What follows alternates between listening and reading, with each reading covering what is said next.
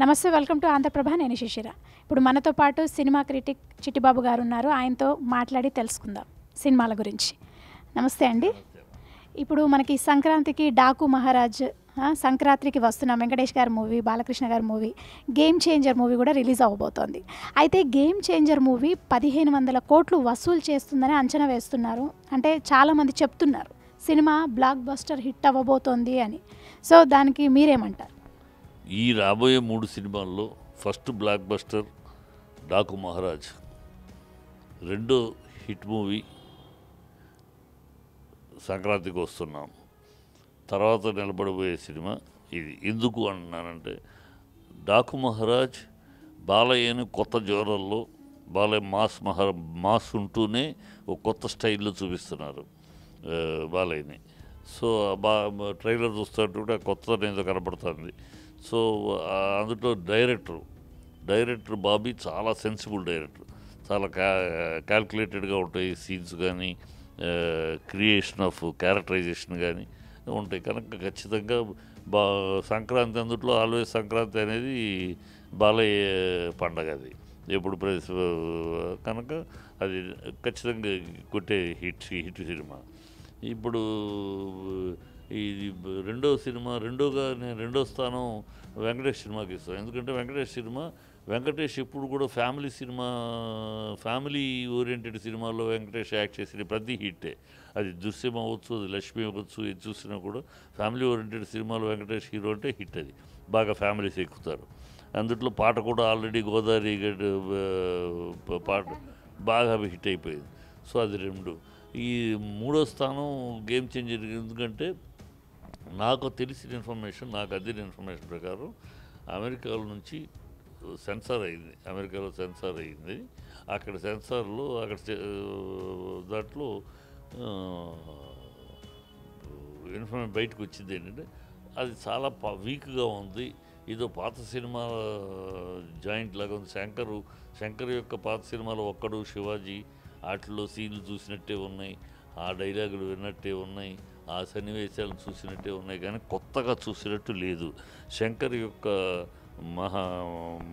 మాయాజాలం కానీ, శంకర్ యొక్క టెక్నికల్ హైట్స్ కానీ, క్రియేటివిటీ కానీ కొత్తది ఏమీ లేదు, అంత పాతయే కనపడుతున్నాయి అనేది బయటకు వచ్చి టాకు. సో ఆ స్థాయిలో అలాంటి రిపోర్ట్ వచ్చిన తర్వాత అది బ్లాక్ బస్టర్ అయ్యే అవకాశాలు తక్కువ. ఏదో ఒకసారి చూద్దామని చూసే బాపత్గా ఉంటుంది తప్పితే మళ్ళీ చూద్దామనిపించే ఇంపాక్ట్ ఆ సినిమాకి ఉండేటట్టు కనపట్ల అందుతున్న రిపోర్ట్స్ని బట్టి. మరి ఆ రిపోర్ట్స్ కరెక్ట్ అయితే, ఆ రిపోర్ట్స్ కరెక్ట్ కాకపోతే వేరు, కానీ యాజ్ ఇట్ ఈస్ ఆ రిపోర్ట్ ప్రకారం game changer will be A hit, ఈ రెండు will be A super hit.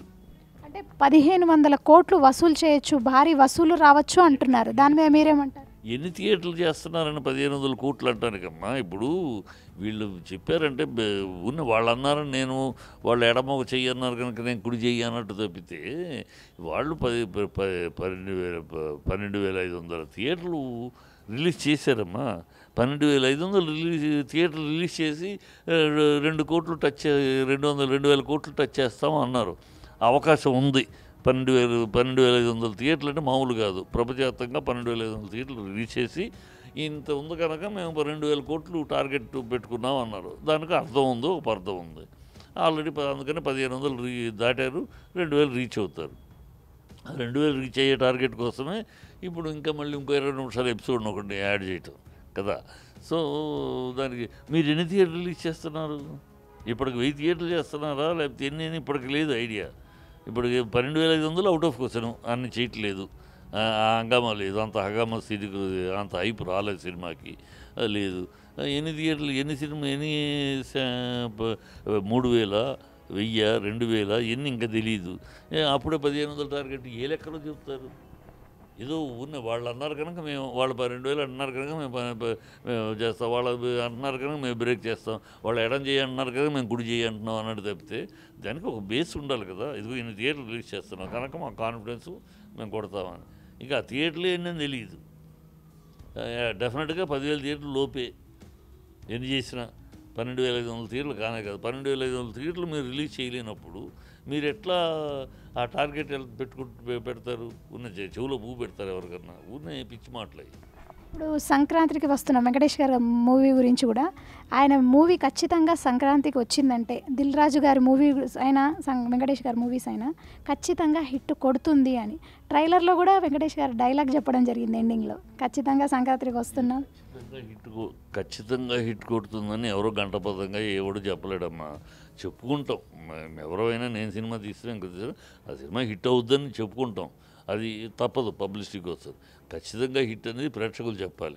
అంటే ప్రేక్షకులు అనే మాటే ఇది, అంటే సంక్రాంతికి వస్తే వెంకటేష్ గారి సినిమా హిట్ అవుతుంది అని అంటున్నారు. హిట్ అవుతుంది, నేను ఇందాక చెప్తాను కదా, సంక్రాంతికి వస్తే హిట్ అవుతుందని కాదు, సంక్రాంతికి ఒట్టమని కాదు. Venkatesh cinema family oriented cinema అయితే ప్రేక్షకుల ఆదరణ ఉంటుంది. ఇప్పుడు సంక్రాంతికి ఆ సినిమా వస్తుంది.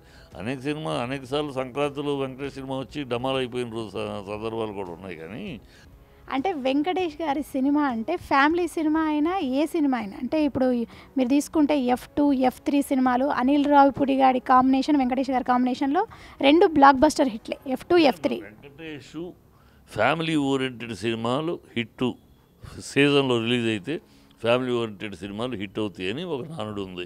అదే లక్ష్మి అవ్వచ్చు, F2 అవ్వచ్చు, అది F3 అవ్వచ్చు, అది దృశ్యం అవ్వచ్చు. ఆ ఫ్యామిలీ ఓరియంటెడ్ సినిమాలు ఫ్యామిలీ ఆడియన్స్ వెంకటేశ్వరి ఫ్యామిలీగా చూడటానికి ఇష్టపడతారు, ఫ్యామిలీ ఆడియన్స్ కనుక అది హిట్ అవ్వదు. అందుకని ఈ సినిమా ఫ్యామిలీ ఓరియంటెడ్ అని కనబడుతుంది. సాంగ్ కూడా హిట్ అయింది. సో సూచనలు ఉన్నాయి, హిట్ అయ్యే సూచనలు.